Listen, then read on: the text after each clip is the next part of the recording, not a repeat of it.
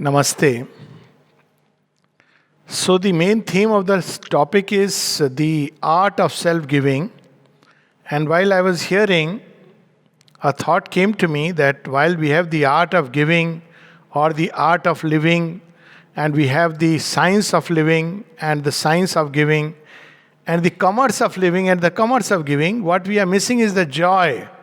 So, let me put it like the joy of giving. Because there is nothing really speaking if we compare all the joys. On one extreme is the joy of having, and on the other pole is the joy of giving. The mother recounts a beautiful story, of course, from her own life, though she says it in third person at one place, that she had gone to watch a program in the theater, and I think it was an opera, and she was seated in front, and there was a gentleman sitting behind, and he was unable to see because, as we know, the Divine Mother was quite tall and he was unable to see. So she slightly slipped down in the chair. Now, her own vision was shielded, but the man could get a joy because he was able to see. And she describes the joy that she experienced was much more compared to the joy that she would have had if she would have continued to watch the program. So, this is a joy that we don't know, and there is a reason why giving gives a joy. Because ultimately, if we really look at life, all this creation is an act of delight. That's what we know from both inner experience as well as, I mean, delight runs like a sap in this creation. That's why sorrow, suffering, they strike us as anomalies. And at the same time, because there is delight in this creation, we find it very difficult to understand pain. But on the other hand, when we look at human life, it's a mixed bag of joy and sorrow, suffering and happiness. And the reason is very simple: the narrower we become, the more pain and suffering we encounter in life. So, if we look at it from this point of view, that vastness is delight, and smallness, narrowness, meanness, selfishness, call it whatever, brings its opposite, contrary results. When we read the Life Divine, Sri Aurobindo explains very beautifully how this narrowing concentration of the one consciousness, infinite consciousness, ultimately led to self oblivion.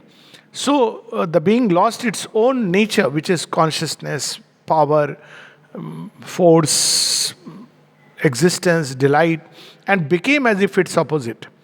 And then the recovery process begins. From out of smallness, we grow towards vastness. And not only we grow towards vastness, but even the smallest portions must be able to contain that vastness within it. But that's a little subject we can talk about later. More importantly, there are two original mysteries of existence. One is, of course, if you see from this angle, creation. Creation is a mystery. How there is anything in this universe, or whatever we may call it, instead of nothing. And the other original mystery, when seen from the other side, it's a even more deeper mystery, is the creator.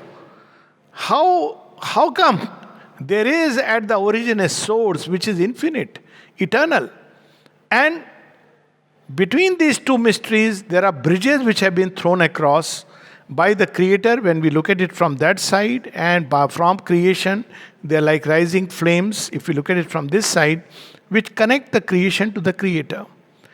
Some of these bridges which are known in yoga are, for example, knowledge. Knowledge is a bridge. By constantly discovering deeper and deeper, going deeper and deeper, concentrating upon truth, we eventually arrive at the one infinite truth out of which this world has come into existence, or this many worlds, not one world. The other is by expanding our consciousness through whatever means, through life experience, through contacts, by various kinds of psychophysical exercises, by contemplating on something vast, we ultimately touch that one consciousness which is infinite. And then there is, of course, the path of works, but there is nothing which is as powerful, as mysterious, as beautiful, as delightful as love. Love is the direct link between the creator and the creation. And the mother says very beautifully that when creation comes into existence, one thing which is very evident to all of us is that there is in it existence, there is in it consciousness, there is in it force, there is a wisdom that operates, And we take that original wisdom and force as omnipotence and omniscience. But there is a third element which waits behind, and that element is bliss, the delight, and love, which has entered into creation to save it, to rescue it from the state in which it has lapsed. So these are the powers which are operating in creation. And of these powers, love is the bridge which is thrown across to rescue the creation. Mother puts it very beautifully. She says that it is true that consciousness is the power that has built the worlds, but love is the savior. So, once we understand this simple truth which we can see everywhere, then this whole universe begins to unfold the dynamics of love. And this dynamics of love starts from stones. We have this idea that love is only because we are too much human centric. One is we think love is only what happens between human beings. And second, we think the divine also loves us the way we love human beings. Obviously, this is a mistaken understanding. Love is present in stones. Love is the power that brings creation out. It binds atoms or even pre-atomic particles, subatomic particles, and brings them together. It's the force that binds, holds things, and uplifts them in a flame of sacrifice. If you look at the star, the galaxies, they are woven with in such a beautiful way, in such a harmonious way. So this love is instinct with beauty, with harmony, with delight. They are the different aspects which accompany love. So, of course, when we speak of love, it must bring all these elements simultaneously. So how do we really pursue this path of love? Because there's so much talk about bhakti, there's so much talk about devotion, but what really is this devotion? What really is this mysterious element in human nature which seeks its fulfillment in the divine? Why do we seek a fulfillment in the divine at all? So there are two aspects which love seeks. One is intensity and the other is eternity. Now, in human nature, because it's limited, we can have intensity to whatever extent, but we can't have eternity. It's very difficult to sustain that intensity for a period of time. Or sometimes we can have a long, long period through which love continues to exist or last, but the intensity begins to fade away. But in the divine, we can find the fulfillment of these two aspects that love seeks. So, intensity and eternity both are finally discovered in its own source. But there is a long journey, a journey of preparation that human beings must undertake before they are ready for this love surging up towards the divine. This journey is very beautifully described in Savitri. All our earth starts with the mud and climbs to the sky. And love that was once an animal's desire, and then a sweet madness in the heart, and then a companionship in the mind, becomes a lone spiritual yearning space. The heart that loved man thrills to the love of God. So there is a whole ascension of love that takes place for a long time. It needs human supports or even subhuman supports. And as is the level of consciousness, so does love appear to us. If the consciousness is of a subhuman kind, maybe an animal or even something lower than that, in India there is this understanding that though we are all humans, there is a whole gradation that exists from the Rakshasic and Asuric to the godlike, all within the human range. So as is the consciousness, so is the love. So love rescues the consciousness and at the same time it arrives at its own glory. So this is the process of the journey. The difference between love and other powers that have come to rescue creation is that love does not annul anything. Love modifies everything. So we can see this experience of love even in human beings, that if ever human beings undergo a change, a beautiful change if I may say so, it is much more by love. Knowledge tends to lead us towards a cold, impersonal reality. But love wakes us to a mystery, to being, to delight of being, to the joy of union, to beatitude, to harmony, which is instinct within creation. So, love is that way, Sri Aurobindo says, is the crown of all experience that the soul must have in its journey toward the divine. Now, the first thing that love implies is that there is the divine as being. So, if we have the divine as an impersonal reality, which is like a witness, obviously it's very difficult, almost impossible to love something that is impersonal, that is aloof from the whole creation. And yet, people who have pursued the impersonal have also found bliss of union and love to an extent within that heart of that mystery. But it's difficult. As the Gita says, if we pursue the divine as an impersonal reality, we get no foothold through which we can move. But if we pursue the divine as a being, relate with him as a being, then we are supported throughout the journey. So it's the difference between someone who is there as a impersonal presence and someone who is there personally holding us through the whole journey. So bhakti begins, or love begins, when that love which has gone into creation turns full circle. It has rescued our being out of separateness to an extent, and now it turns back towards its source. So essentially, when we use the word love for the divine, basically it is a spillover of the love that has gone into creation. It has fulfilled its purpose or is near fulfilling its purpose, and now it turns towards its source. It's true in a way of knowledge, power, everything else, but nowhere so characteristically as in the case of love. There was a long back, I remember, in one of the temples in Nath Dwara. It's a place where Mirabai is supposed to have gone and fused with the image. I was asked by the head Swami there, priest, that why does God want us to love him? So, of course, he doesn't want us to love him in an egoistic way, because that's what we think. We want people to love us, so God also wants us to love him. So I had said that, well, God doesn't want us to love us for his sake. But if we love the divine, we become much more receptive to all that we can receive from him. If we are close to the divine, see, there is a very beautiful, powerful phrase in the Mother where Sri Aurobindo says that, well, don't blame the grace if it seems to turn away from you. So when Mother was asked, she said, no, grace never turns away from anyone. But we can close our doors to the grace, and therefore we do not feel it. And therefore we declare that there is no grace. But that's not how the divine lover or the lover of God seeks. So there are three levels at which we can love the divine, three ways in which we can love the divine. One is individually and personally. The other is as the cosmic being, and the third is the transcendent. So in the transcendent being, as far as the transcendent being is concerned, the joy of love is to see complete union, an absolute union with that mystery of mysteries. So this is how one seeks to love the transcendent. But this love is incomplete unless we include in it the cosmic being. Cosmic being means to love the divine in every creature, in every event and circumstances, to see nothing else but the divine. And then this itself would not be complete unless we learn to love him individually. And individually means to love, to have all kinds of relations, to discover all kinds of relation and find their fulfillment in the divine.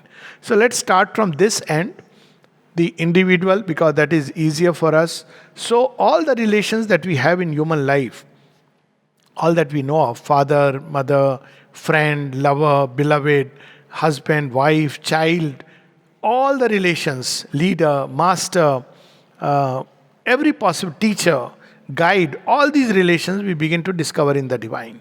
So meaning thereby that, well, we may start with one of the relations and how it evolves. For instance, we may seek to serve the divine, and he becomes the master. Now when we start with this service of the divine, as the divine being the master, initially this service may be confined to a work which we may think is directly connected with the divine, some kind of a religious worship wherein we are doing certain kinds of acts of worship, acts of service to the divine. But slowly this begins to universalize itself, and in all that we do, all that we speak, all that we breathe and act, they all becomes acts of service to the divine. And it can go to the extent that even taking a bath, brushing our teeth, everything becomes an act of worship and service to the divine, because we are no more serving the human egoistic interest or for the sake of some selfish advantage, but simply because we take care of the body because it belongs to the divine. We take care of those in our lives simply because they all belong to the divine. So this service begins to enlarge its scope, and a time comes when one becomes what Shobinda beautifully describes as the slave of God. And he says very powerfully that God's servant is something, God's slave is greater. And so often I have said, because a slave is 24/7 in service of the divine. He seeks nothing else. Servant gets wages. So as long as we are having with the divine this contractual understanding that we are serving the divine and we want something in return, it is still service as a servant. But when we serve the divine and the only thing we want is nearness of the divine, the joy of service, a 24/7 service, then one qualifies to be a slave. Here, slave is greater than the servant of the divine because it is in reference to the divine and our closeness to him. Similarly, when we seek the divine as a teacher, so it may start by telling me about guiding me about my life, about the things I do, about the things I want to know. But slowly the divine as a teacher begins to pour his knowledge in every direction, in every dimension of existence, because all belongs to him. So that knowledge which is there in built in creation, in the shock of a star, in the tragedy of long-standing love, in the punishing of virtue with defeat, as Sri Aurobindo calls it, in a little stone, a pebble, in the formation of galaxies, in everything, that knowledge begins to disclose itself. So the teacher, the relation with the divine as teacher is not only confined to how I should walk my path, but that knowledge begins to reveal itself from every side. Similarly, the power aspect of the divine to the God lover, as we know, Shobinda said so beautifully, there is nothing which is impossible because the divine stands in all his trials and tribulations behind the God lover. This beautiful story, and of course we know in Mahabharata how Shri Krishna as the immanent divine, the embodied divine, holds Arjun through the entire battle against so many heroes and warriors. Each of them was capable of taking on this great scion of the Pandavas, and yet because the divine is on his side, he is protected, he is saved. So the divine becomes the leader, the hero, the warrior who fights our battles and for whom we fight. So when we take the divine as the leader of the human march, we fight for the divine. Now, of course, this fight for the divine is not for a limited ideology, not for a limited belief, but we fight for the triumph of truth. There is a very beautiful passage where the mother reveals that, what we are really fighting for. In 65, when there was an attack on the ashram, people thought that, the ashram is basically for, certain people from the northern part of India and certain people who speak Bengali and Hindi. Then the mother had to clarify that what we are really fighting. She said, we are not fighting a creed or a political party. We are fighting ignorance. Wherever it is, we are fighting unconsciousness. We are fighting falsehood. So the person who seeks in the divine as the leader of the human march, which is a great, or as the hero warrior, will begin to automatically embody these qualities and fight wherever there is falsehood, unconsciousness, wherever there is ignorance, and remove those coverings from creation, whether in his own life or in the life of the world around him. Then we can seek him as the father. And we know the difference between father and mother. Fathers are moments of distress and crisis. Children don't remember their father unless they are in a state of crisis. When they are in a crisis, they call the father.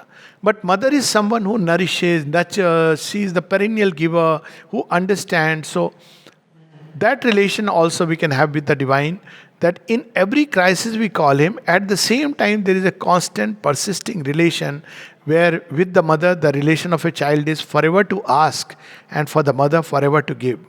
And Sri Aurobindo says that the divine mother likes it to be so. She wants the child's soul, turns to her in every kind of need and want. Often people ask that, can we ask this from the divine? Can we ask that from the divine? My simple answer is, who else you will ask it from? If you have a demand, you have a need, ask it from the divine, much better. And of course, while doing that, ultimately we'll want the divine for his own sake. Sri Aurobindo was asked this, that why does the divine grant us what we desire, when at the end we have to get rid of the desires. And Shubinda had something very beautiful to say. He said, well, because this way there is a link which is forged between the seeker and the divine. And there comes a time when we no more want those things which the divine can give us, but the divine himself. There is that story of Shiva coming to his devotee, and the devotee asks him for some little bit of money to take care of his life, and he turns a pot into gold, and then he is dissatisfied. So Shiva turns his whole hut into a golden place. He is still dissatisfied. So Shiva says, what do you want now? Shiva says, I want you. The devotee says, I want you. Because I can see what you can do just by your mere presence. So there comes a time when we begin to seek the divine for the sake of the divine and not for any other things that he can give him. That's when true yoga begins. When mother was asked, Mother, what do you expect from us? Mother said, nothing. And when the person asked, what can we expect from you? She said, everything. So she has always that aspect of the divine as mother. The mother is indulgent. How many times one may fall, the mother by her instinct, even as a human mother, she will never abandon the child. This is something which is inbuilt even in a human mother, even in an animal birth as a mother. This tendency to protect, this tendency to secure. She may push the child, she may scold the child. A human mother may even slap the child if necessary for the child's progress. But a human mother will never abandon the child. So to turn to the divine as a divine mother is to put all our longings onto the divine and be fulfilled and satisfied. It's the most beautiful relation, because when we turn to the divine as the mother, then nothing remains hidden, because nothing is hidden between the mother and the child. She knows us right from the time we are in the womb. So that's the beauty of that relationship, which we know is so much celebrated in certain lines of spiritual approach, where the divine mother knows us even before we have come consciously recognize her, because that's the beauty of the relationship of the divine as mother. There's that story of Dara, who Dara means his name was Sheikh Ibrahim, and when he came to see the mother, he had this problem of the divine as mother. So there is a letter of Sri Aurobindo where he says that spiritual motherhood is a well-known thing everywhere. It's not something unique or an invention new which he is giving. Unfortunately, this aspect has been missing in lot of traditions, where one sees the divine only as a father or a judge. But Sri Aurobindo brings once again to the forefront this aspect of spiritual motherhood. So Sri Aurobindo asked Sheikh Ibrahim, have you seen the mother? He says no. And he asked him to see her. And as he is going to see the mother is waiting there, and she says, Dara, you have come? And he says, Mother, I am not Dara. She says, oh, I know. But you are Dara. You are Dara who was there, Dara Shikoh, brother of Aurangzeb, who was killed prematurely, but who had a lot of interest in, Upanishads and spiritual scriptures. He had translated many of the Upanishads into Persian.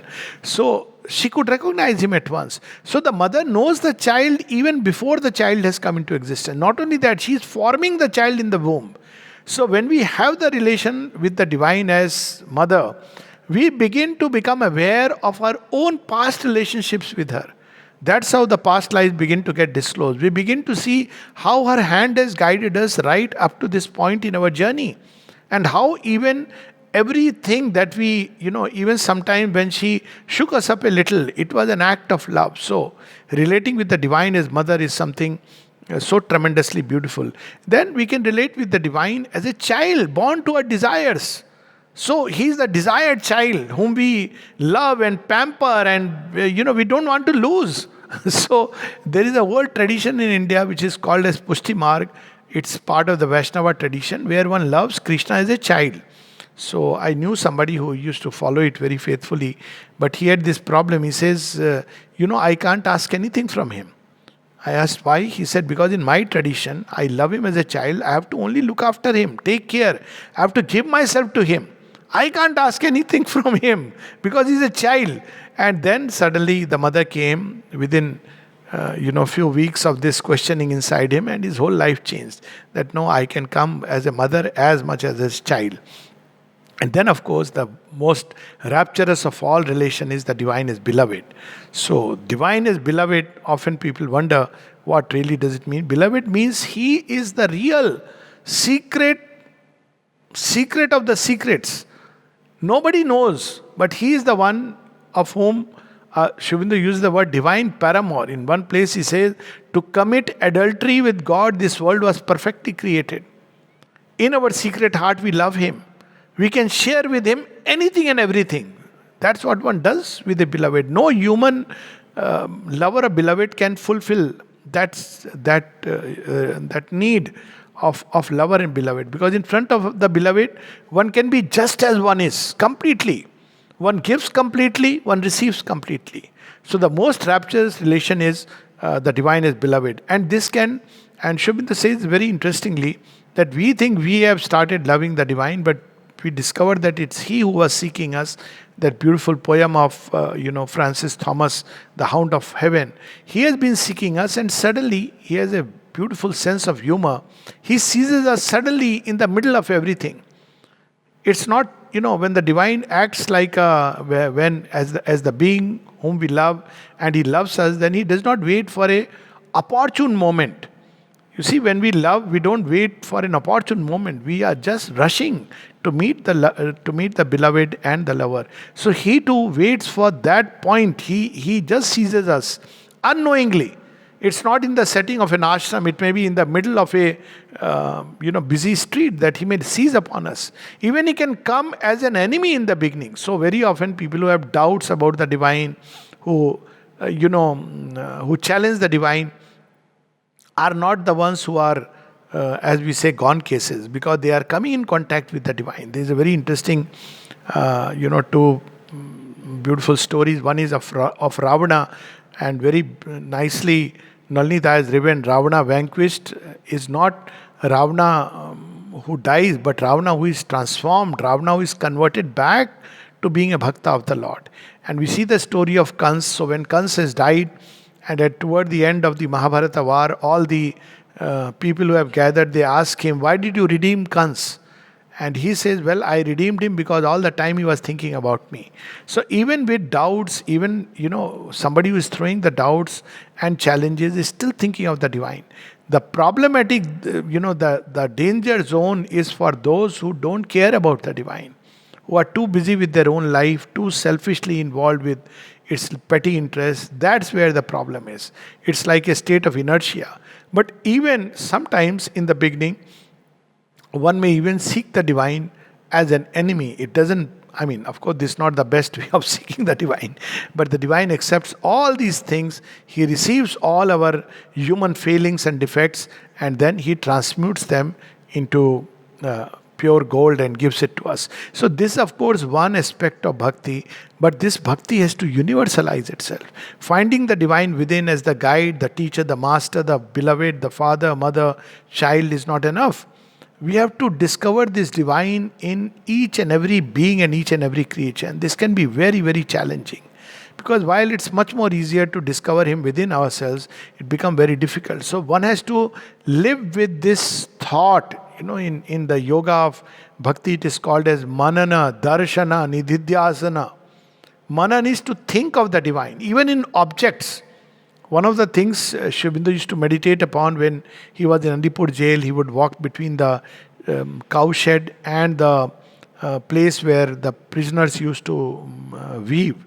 So he would walk between these two, extremes, corners of walls of the jail. And he would look at everything and think there is divine inside.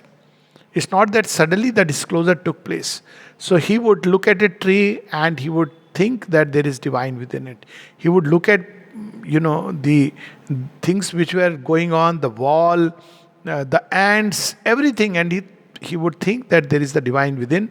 And then, of course, we know that eventually it led to, by this power of an all-inclusive concentration, not an exclusive concentration, but an all-inclusive concentration, one begins to discover the divine in every aspect of this creation.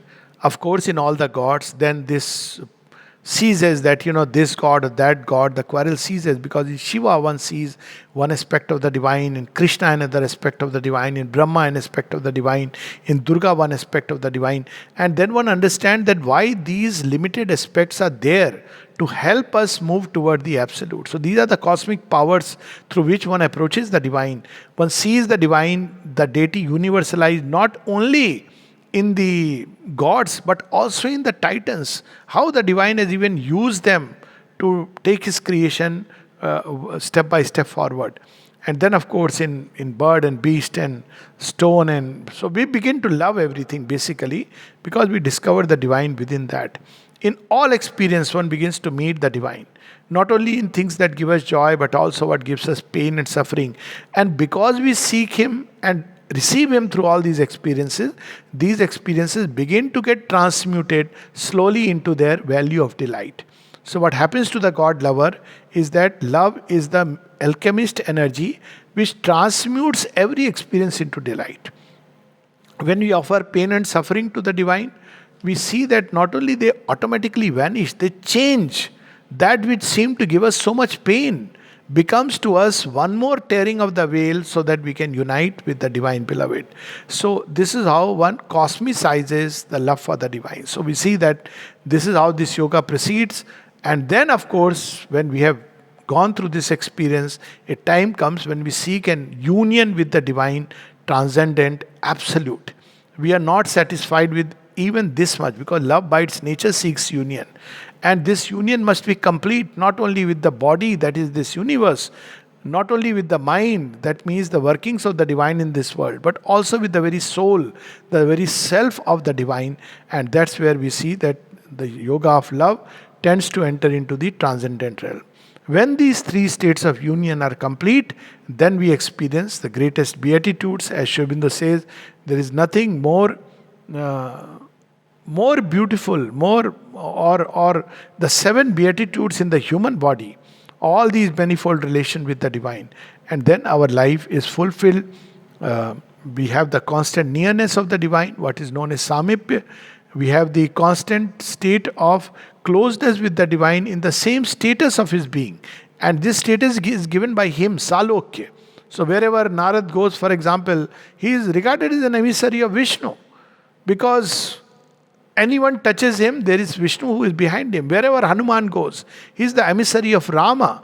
So that comes is salokya, the living dwelling in the same status of closeness. There comes sayujya, the union with the divine. Then there is born sadharma. Our nature begins to be molded in the nature of the divine. And many, many other things of which the human tongue, as Sri Aurobindo says, cannot really reveal. A time comes when all discloses the unseen beloved. And then love is fulfilled. This fulfillment of love, as I said, is not just an inner ecstasy which we see in traditional bhakti yoga, but it is a love which fulfills itself in the entire creation. One becomes an instrument and channel of the divine love. So that love begins to pour on all that is around. Everything begins to partake of that love. Such is the power and intensity of this love. And of course, if the body is not ready, if the mind is not ready, it will be very difficult to contain it. That's why a long journey is required way before true bhakti can be born. And that's why we see that first the intelligence must become vast. If the mind is very narrow, true bhakti can never come. Because one has to see the divine everywhere and in everything, in every relation. And similarly, we see that many experiences of human life are required. All the pleasure and pain that one goes through, the swings of mood that one goes through in human love, the cravings of desire, the jealousies, all these experiences one goes through. They're all a preparation which eventually are needed so that we can have the fullness of the ecstasy of divine love. If it comes prematurely, either we will reduce it into some very small, narrow, rigid, fixed formula, as we see has happened in religions, or else we will not be able to contain it. We may even begin to feel that I am someone very special. So if we keep that ego, to become an instrument of the divine, one may begin to feel that one is very special, even a vibhuti. Some people have lost their head believing they are avatars. But then, that's why the secret of giving oneself. Because when we give ourselves, this danger is gone. So we give to the divine. And what do we give to the divine, and how do we give to the divine? Very simply, with the thoughts we give by thinking of the divine. Meaning thereby, any time other kinds of thoughts come to our head, we have to remove them. It's like the divine is present with us. I often use this example. If supposing the divine mother is right seated next to me, what kind of thoughts I will have? Will I worry about my court case? There is that story how Sri Ramakrishna slapped Rani Rasmani, who had given the chunk of money for building the temple. And suddenly people were stunned, but she understood. That time, Sri Ramakrishna was dancing in an ecstasy, invoking goddess Kali, and she was thinking about a court case. And he said, "You are here, and she is here, and you are still worried about that court case." It's like the Lord of the worlds is right there next to us, and we are still worried. It's actually a disrespect, because He is the one. He knows every thought, He knows every feeling, He knows every struggle, He knows every strain of discordant or harmonious music within our lives. And if we live with this idea of the constant nearness of the divine presence, He will take care of everything. That's why Sri Aurobindo has said something very beautiful: live always as if you were under the eye of the divine mother. Do nothing, try to think and feel nothing. That would be unworthy of the divine presence. And the mother says very beautifully that He is the friend who never fails, never abandons. And if we can live with Him like that, He says, have faith, she says, and He will do everything for you. And I'm sure this is the experience of almost all of us in our life. Of course, challenges will come. It doesn't mean that certain challenges which are necessary part of the growth. Many things He will remove which are not necessary for our growth. They come as part of the world play. But there are challenges necessary for our growth. We have to go through them. Someone asked me some time back, it was about a person who was wanting to get married to someone, very desperately in love. And this was not a very desirable match.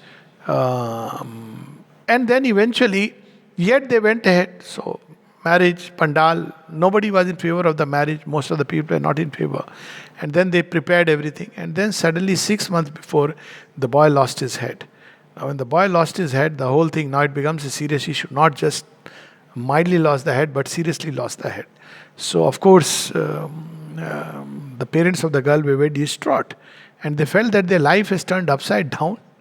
They asked me, I said, no, the life has become straight now. Because it had turned upside down, this marriage would have been calamitous. So the next question was, why did the divine allow then to choose to fix the marriage? Because He allows that freedom of choice and to learn by experience. That He doesn't take away. But all the time He is holding us, watching over us. And when He will do what He has to do, that's why He is the master. He's the all-knower. He is the all-powerful, all-knowing guest and guide.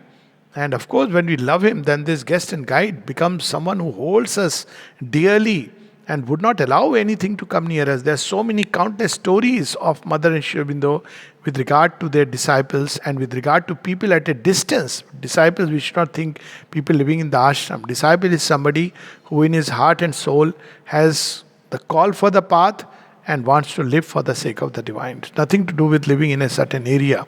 So it is such a beautiful thing, this path of approach. Only thing is, it implies that we take the divine as being, which is actually the most logical thing. Often people have asked me, how can we believe that divine is a being? Well, something which has infinite consciousness, infinitely self-aware, infinitely aware of the whole creation, is also aware of Himself. So what else is being but being aware of ourselves? That's how the being is. Being is not the body. Being is the sense of self that we hold within ourselves. So the divine is a being, but because He is a being who is in every being, therefore He is not only aware of Himself, but aware of all of us in our secret heart. We are not aware. We don't know who we are, what we are, and we all have our opinions, views about others very commonly, and of course about ourselves. But the divine knows Himself in the heart of the seeker. He cannot be fooled. He knows exactly what's going on inside, even when we are not aware. So this is the beautiful, mysterious journey of love. And if one has begun to feel love for the divine, that means one is at the end of the road. It's the crown. And the reason is there is a logic to it. It's because simply because knowledge and consciousness have gone in the beginning in creation. Love is the last. Satchidanand, it has plunged into creation and become their opposite. But then, when it becomes the opposite, love goes in the end to rescue it.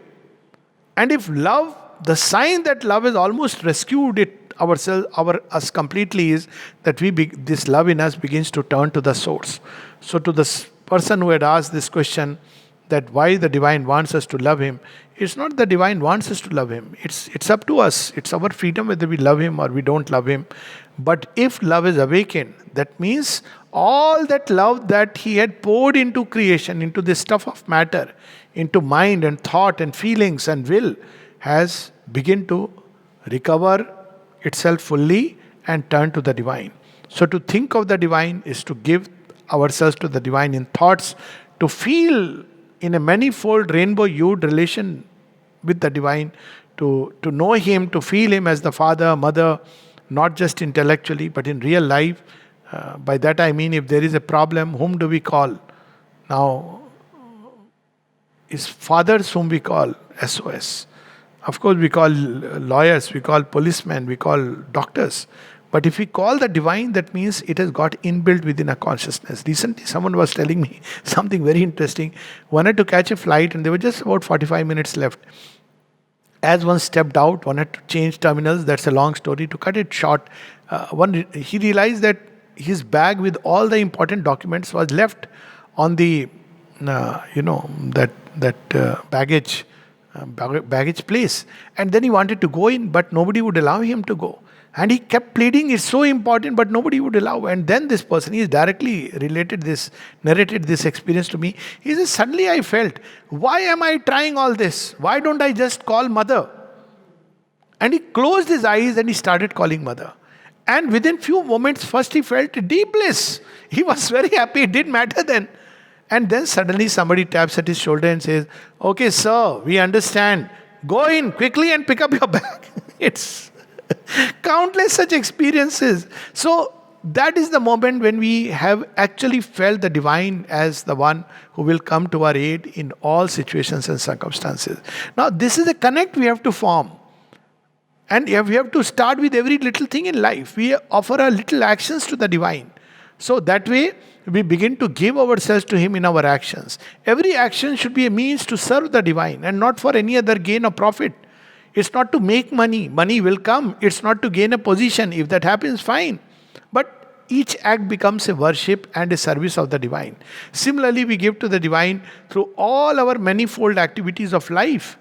To live for the divine means basically that all the actions and life is about movement. All the energies which are moving into this creation move with only one objective, and it is the divine. So this, of course, is in a nutshell, or maybe not in a nutshell, but it's the most delightful,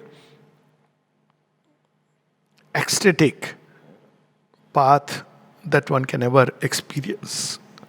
But unlike any other path, it is the path that cannot be categorized.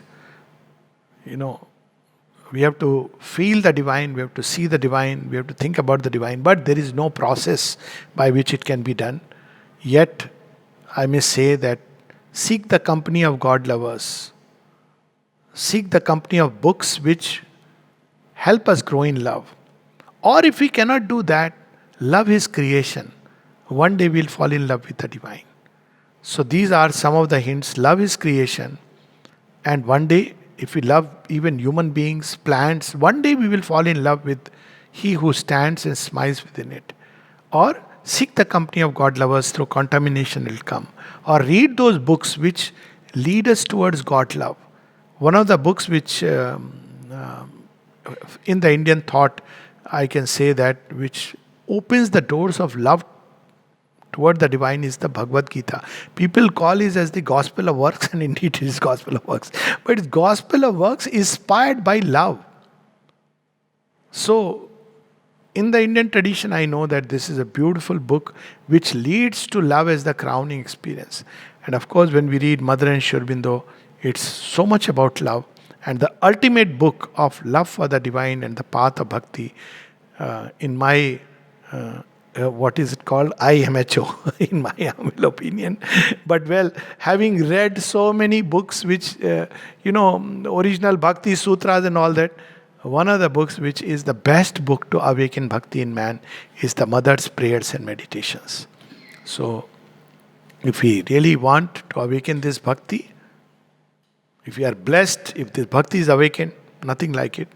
Otherwise, just read prayers and meditations. So, James, that's what I think I had to share. If there is any questions, anything, most welcome. More practical ways, as I said, manan, darshan, nididhyas. So, manan is to think about the divine, and darshan is to keep. I don't like to use the word imagination, because imagination now we associate with something unreal, but imagination is the power to form images. So, to form the image, to see the image of the divine in every object.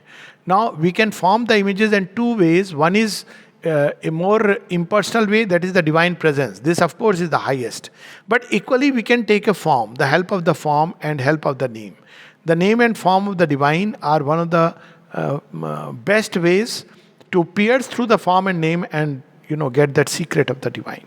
So to think of the divine, to image the divine in terms of form and name within and around and all around, and to contemplate the divine and the mystery of the divine in this creation are the practical ways, because one has to live it, of course. This is something which has to slowly become one's own life. To seek the divine in everything is another practical way. To love the divine in the noble and the vile. So, yeah. Thank you. Thank you. Does anyone else have any questions? Rashmi? Yeah, namaste. Namaste, brother. Namaste, namaste. Rashmi Ranjan here from Mumbai. Namaste, yes. Dada, as usual, it was a wonderful discourse. What actually I want to tell you, you talked about relationship with the divine as a being. And suppose that relation right now, if I tell my case, like mother is with me all the time. Wonderful. So, but there are times when, mind plays tricks, because as you go through life daily, mind plays some tricks. Yes. So how to go about it? So that's what, so a part of our nature, the core, let us say, has given to the divine. Yes. But the mind has not yet given itself. So one of the ways to handle that is, of course, to turn the thoughts to the divine, to think of the divine. Let's say there is a situation in which we don't understand why it has happened. Let me put a very practical situation. And we are supposed to see the divine in it. Let's say there is an accident which happens, God forbid, or something is stolen, something is taken away. So the normal tendency of the mind is to doubt. Now, instead of that, the aspiration should be that I want to understand why this has happened. Trusting that what has happened is for our best. But why this has happened, I don't know. So instead, because doubt presumes that, this is how it is. But an open-ended query, the divine will answer, he will reveal, and then one more drop of knowledge will pour into our being. So this is one way. And of course, when we read books of Sri Aurobindo and the Mother, and books which are charged with the divine presence, they remove these things from the mind, almost like they have a cleansing effect. So every day to engage in some kind of swadhyaya, reading of Savitri, prayers and meditation, the synthesis of yoga. So they act like natural cleansers. Yeah, these are the two ways we can do.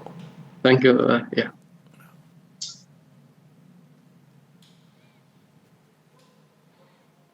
Okay. Good evening, Alokda.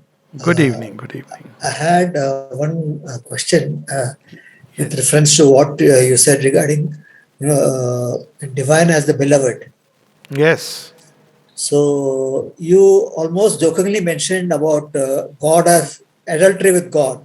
Yeah. So there is something there in that. I mean, it's not just a joke. It's something. Yeah, yeah, it's a very serious thing. Yes, See, yes, this question I had grappled because, well, there are people whom you get very close, and but frankly speaking, there is no human being on earth to whom you can reveal every corner of your, you know.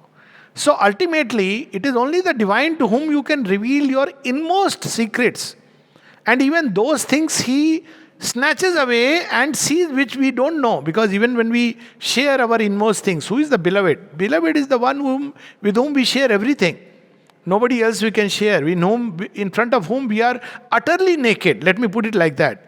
And yet there are things which we have yet held back inside us, which the divine will take, extract. Today I was listening to this or humming this line of this song in my mind when I was having my lunch, and this from the story of the Mahabharata, where there is this song, ये एक अन्न का दाना सुख देगा मुझको मनमाना. So as we know, the story goes that Krishna goes to Draupadi.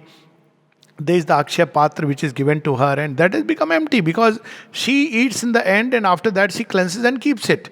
And that time Durvasa Rishi comes and with 20 people and they want to eat. And she doesn't know now how to make that, how to bring food because she had that blessing or a boon. So she prays to Krishna, and Krishna comes and he comes and says, give me a little bit of rice or whatever you have. And she says, you are playing a joke upon me because, there is nothing that I have left with me. We all have finished eating and I have cleaned the utensils, so there is nothing which I have. And that's when he says, let me see. And he searches the Akshaya Patra and finds a grain of rice inside. And he says, this is enough to satisfy me. And eating it, he says that this is, Brahman is offering itself to Brahman and all others are, feel fulfilled. So there is always something which is not given. In human relation, though, it is impossible to give everything. And one should not even. This self-giving is actually in relation only to the divine that one can give oneself. We can give to human beings whatever knowledge that pours into us because there is nothing of ours. We can share with them whatever wealth the divine has given to us. We can share, we can be emotional support, we can help. All these kinds of charity we can, engage in. I'm using the word we, but you realize that there is nothing which really belongs to us. But the very self, it cannot be given to anyone. We don't even know that. So there is always something which is hidden. And the beauty of the divine is he strips us bare of all these things.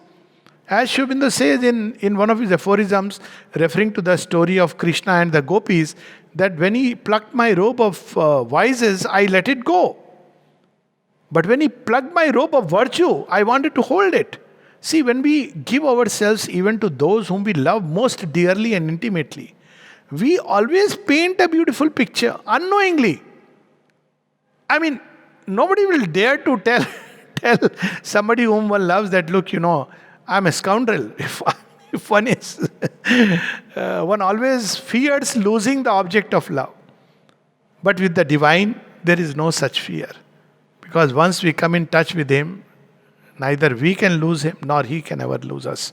So he makes sure that the giving is complete. So this beloved aspect is that whatever be who loves we have in the world, all husband, wife, even friends, beloveds whom we may call as beloved, secretly we are in love with the divine. In ignorance, it's very evident because in everyone we are seeking. What does a person seek in the beloved? Perfect understanding, perfect care, perfect support, perfect everything, 24/7 presence. And nobody can fit that bill. The fellow will break because of stress. We are asking him to be the divine. That's how the mother said, to want an individual, beloved of a human being. She says it's like wanting an individual divine at our service. Nobody can do that. Who can understand perfectly? Who can be the perfect confidant? No one, because everybody has limited containers, limited capacities. So at some point, even ordinarily we realize that with human beings, there is a limitation and a barrier. Life teaches us. Yet there is the urge to give oneself completely. Who could that be? but the divine. And the beauty is he receives everything and transmutes and returns. So that's why to commit adultery, this world was perfectly created. One small little story regarding that, that when Draupadi, when she ascends to the higher worlds, she is surrounded by all these other, she is one of the Panch Kanyas whose name is revered, the five sacred women. And they say, how come you are regarded as so special and sacred when you had five husbands? And she says, no, but I loved only one. So they say, then you were partial. Then it must be true that you loved Arjuna. She says, no, it's not true.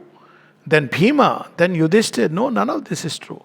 Then solve this riddle for us. And she says, I loved only Krishna. So, to live with that love for the divine deep within us.